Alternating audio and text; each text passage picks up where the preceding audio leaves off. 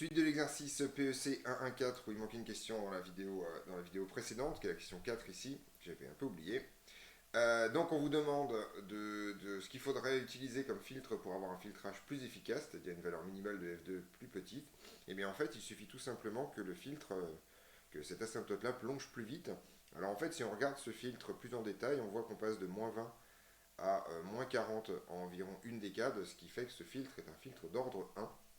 Donc il suffirait tout simplement d'utiliser un passebas d'ordre 2, ce qui nous permettrait en fait d'avoir un signal 100 fois plus petit, non pas en 2 décades, mais en une décade.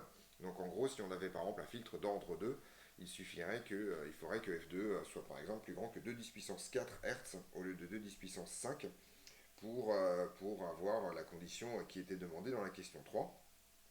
En fait, de manière très très générale, plus on va augmenter l'ordre d'un filtre, et plus en fait l'asymptote va être verticale, et donc plus rapidement on aura l'élimination de composantes à haute fréquence en ce qui concerne les passes bas et inversement pour les passes hauts.